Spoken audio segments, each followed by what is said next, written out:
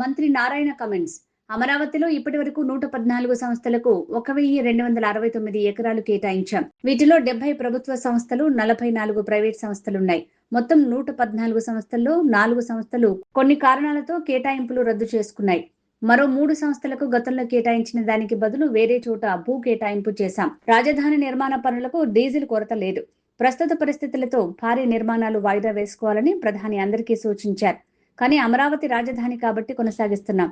29,000 మంది రైతులు ఎంతో ఆశతో రాజధానికి భూములు ఇచ్చారు. గత 5 ఏళ్లలో అమరావతి నిర్మాణం ఆగిపోయింది. మనం కూడా రాజధాని నిర్మాణం ఆపివేస్తే రైతులు ఇబ్బంది పడతారు. రైతులు ఇబ్బంది పడకూడదని అమరావతి నిర్మాణంపై ముందుకు వెళ్తున్నాం. అమరావతిలో భూముల కోసం ముంబైకి చెందిన కొంతమంది సినీ పరిశ్రమ వాళ్ళు వచ్చారు. భూములు కేటాయించాలంటే ఫైనాన్షియల్ షీట్స్, బ్యాలెన్స్ షీట్ అడుగుతున్నారు. అందరికీ నమస్కారాలండి. అమరావతి క్యాపిటల్ సిటీకి సంబంధించి ల్యాండ్ అలాట్మెంట్స్కి సంబంధించి ఈరోజు గ్రూప్ ఆఫ్ మినిస్టర్స్ మీటింగ్ జరిగింది. ఆ గ్రూప్ ఆఫ్ మీటింగ్స్లో కొన్ని డెసిషన్స్ తీసుకోవడం జరిగింది. అందులో మెయిన్గా ఈరోజు తీసుకుంటే మొత్తం ఇంతవరకు అమరావతి క్యాపిటల్ సిటీలో 1,269 ఎకరాలు, 1,269 ఎకరాలు 114 ఇన్స్టిట్యూషన్స్కి యాక్చువల్గా ఇవ్వటం జరిగింది. 114 ఇన్స్టిట్యూషన్స్కి. అందులో గవర్నమెంట్కి వచ్చి 70 ఇన్స్టిట్యూషన్స్, ప్రైవేట్ వచ్చి 44 ఇన్స్టిట్యూషన్స్. ఇచ్చిన 114లో 70 గవర్నమెంట్, 44 వచ్చి ప్రైవేటు. వీటిల్లో కూడా బ్యాంక్స్కి 16 బ్యాంక్స్కి ఇచ్చాం. బ్యాంక్స్ రెసిడెన్షియల్కి వచ్చి 8 మందికి ఇచ్చాం. ఎడ్యుకేషన్ ఇన్స్టిట్యూషన్స్కి యూనివర్సిటీస్ కావచ్చు, స్కూల్స్ కావచ్చు, కాలేజీలు కావచ్చు 22 ఇచ్చాం. గవర్నమెంట్ ఆఫ్ ఏపీ బిల్డింగ్స్కి 13, గవర్నమెంట్ ఆఫ్ ఇండియాకి 17 ఆర్గనైజేషన్స్కి ఇచ్చాం, 17 డిపార్ట్మెంట్స్కి. అదేవిధంగా హెల్త్కి సంబంధించి ఒక 7, హోటల్స్కి 14 హోటల్స్కి, స్పోర్ట్స్కి 2, అదర్స్కి వచ్చి 5. ఈ విధంగా మొత్తం 114 ఆర్గనైజేషన్స్కి ఈరోజు 1,269 ఎకరాలు ఇవ్వటం జరిగింది. వీటిల్లో ఇంతవరకు తీసుకుంటే కన్స్ట్రక్షన్ 20 ఆర్గనైజేషన్స్కి కన్స్ట్రక్షన్ కమెన్స్మెంట్ అయింది. 9 అయితే కంప్లీట్ చేసినాయి. 9 ఆర్గనైజేషన్ ఇచ్చిన వాటిల్లో కన్స్ట్రక్షన్ కంప్లీట్ చేసి యాక్టివిటీ స్టార్ట్ చేసినాయి. 20లో కన్స్ట్రక్షన్ జరుగుతుంది. మిగతా వాటిల్లో ఏంటంటే ఒక 18 ఇచ్చిన 114లో 18 మంది పేమెంట్ కట్టాలి. వాళ్ళు పేమెంట్ కట్టే స్టేజ్లో ఉండారు. ఒక 25 మంది అగ్రిమెంట్ స్టేజ్లో ఉండారు. 38 మంది అయితే బిల్డింగ్ డిజైన్స్ చేయించుకుంటున్నారు. ఆ 38 మందిలో కూడా ఒక 13 ఆర్గనైజేషన్స్ డిజైన్ చేసుకోవటానికి ఎంపానల్మెంట్ చేసుకున్నారు. 19 ఆర్గనైజేషన్స్ అయితే డిజైన్ ఆల్మోస్ట్ ఫైనల్ స్టేజ్కి వచ్చింది. ఒక ఆర్గనైజేషన్ అయితే సిఆర్డీకి సబ్మిట్ చేశారు అప్రూవల్కి, రేపు ఎల్లుండో ఇవ్వబోతున్నారు. ఒక 5 ఆర్గనైజేషన్స్ ఈ యొక్క డిజైన్ దానికి పేమెంట్ కట్టాలి. వాళ్ళకి నోటీస్ ఇచ్చింది పేమెంట్ కట్టమని. వాళ్ళు కడితే ముందుకు పోతుంది. ఈ విధంగా ఈరోజు అమరావతి క్యాపిటల్ సిటీలో ఇంతవరకు 114 ఆర్గనైజేషన్స్కి ఇస్తే అందులో ఒక 3 organisations hotels, GRT, Splendor, IRCTC, ఈ 3 వాళ్ళ యొక్క రెస్పాన్స్ అంత పాజిటివ్గా లేదు మొదటి నుంచి. అందువల్ల ఏంటంటే అవి క్యాన్సిల్ చేస్తామని జీఓఎం ఈరోజు రికమెండ్ చేయడం జరిగింది. జిఆర్టీ, స్ప్లెండర్,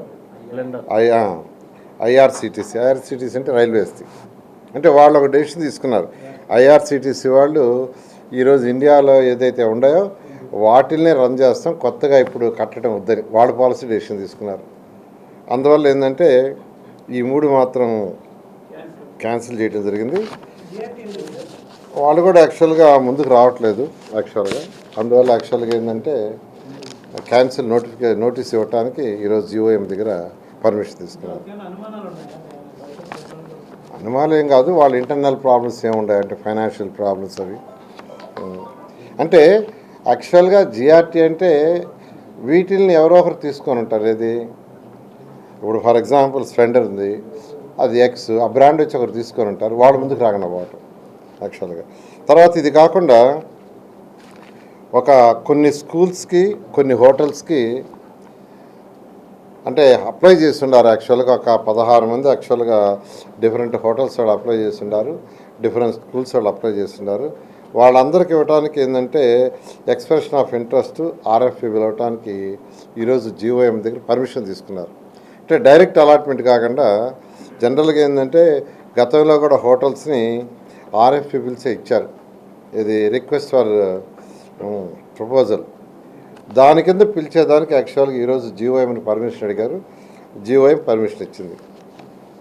ఇది కాకుండా ల్యాండ్ అలాట్ చేసినప్పుడు 1-2 దగ్గరలో ల్యాండ్ అక్విజిషన్లో ఉంది ల్యాండ్, అవి తీసుకుంటే జీవీఏ ఎస్టేట్ అండ్ హోటల్స్ వాళ్ళు తీసుకుంటే వాళ్ళకి హైదరాబాద్ ఎడ్యుకేషన్ అకాడమీ వాళ్ళిద్దరికి యాక్చువల్గా ఏంటంటే బ్రాండ్ చేంజ్ చేసుకున్నారు వీళ్ళు, ఎవరు హైదరాబాద్ ఎడ్యుకేషన్ వాళ్ళు.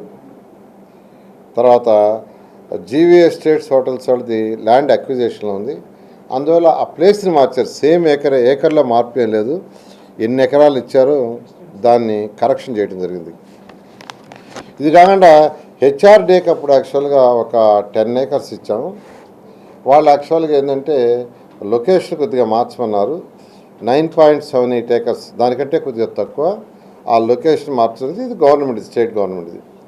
అదేవిధంగా అది శాఖమూరి దగ్గరికి వచ్చింది.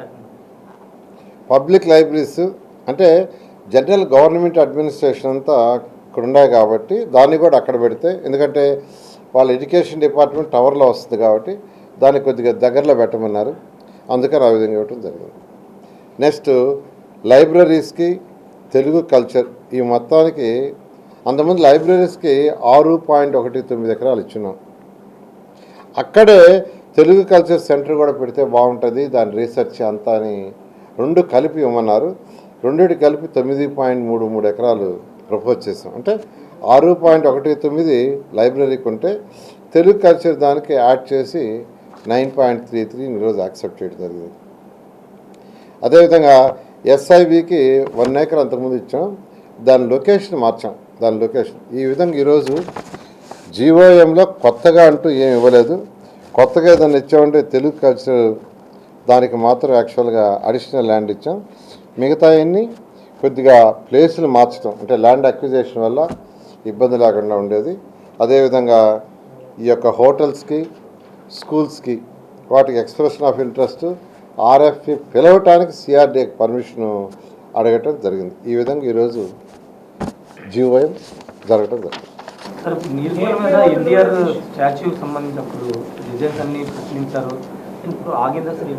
అంటే ఆగలేదండి, దాన్ని కూడా అసలు ఏ మోడల్లో చేయాలి, ఎలా చేయాలని దాంతో యాక్చువల్గా డిస్కస్ చేస్తున్నాం. త్వరలో దాని మీద కూడా డెసిషన్ తీసుకొని ముందుకు పోవడం జరుగుతుంది.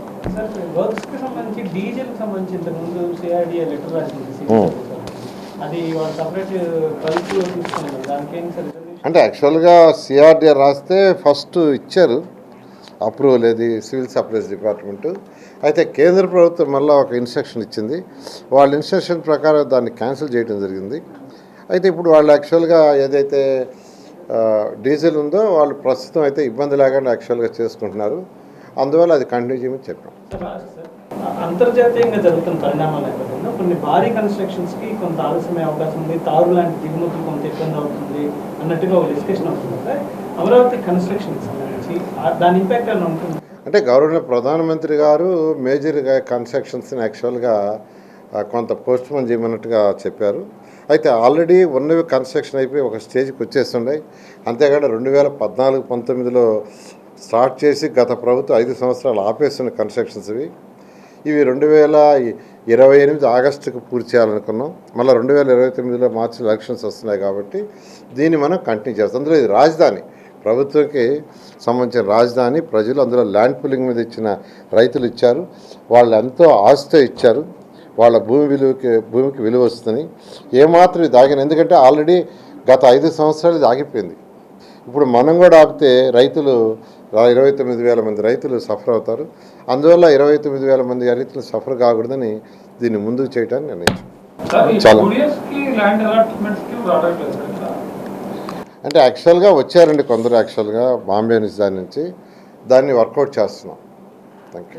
ఎలక్ట్ చేస్తారు సార్. తెలుగు ఇండస్ట్రీస్ అయితే అప్లై చేయాలి. సార్ ఇది ఎలక్ట్ చేస్తారా? జోన్ ఎలక్ట్ చేసి ఖచ్చితంగా జోన్లో జోన్లో ఖచ్చితంగా అలాట్ చేస్తాం. దాన్ని చేయటానికి ఎవరైనా అంటే ఊరినే ల్యాండ్ తీసుకొని దాచిపెట్టుకునేది కాదు. సంజయ్ దత్ మే అదే వాళ్ళే వచ్చారు యాక్చువల్గా.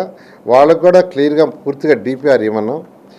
ఎవరు వచ్చినా ఫస్ట్ సిఆర్డీ వాళ్ళు ఏమడుతానంటే వాళ్ళు ఫైనాన్షియల్ స్టేటస్ చూస్తున్నారు. వాళ్ళకున్న balance sheet last 3 years or 5 yearsలో వాళ్ళ యొక్క ఇన్కమ్ ట్యాక్స్ బ్యాలెన్స్ షీట్ చూస్తున్నారు. ఎందుకంటే బ్యాలెన్స్ షీటే అల్టిమేట్గా మనకు క్లియర్గా ఉంటుంది. అటువంటి వాళ్ళు ఎవరు వచ్చినా ముందుకు వచ్చినా మనం టేకప్ చేయడం జరుగుతుంది. కల్చర్ సిటీలో వస్తాయి సార్, అక్కడ అలాట్ చేస్తారు. కల్చర్ సిటీ ఉంది అది అక్కడే దాంట్లోనే అలాట్ చేస్తాం. దాంట్లోనే అలాట్ చేస్తాం. Okay, thank you.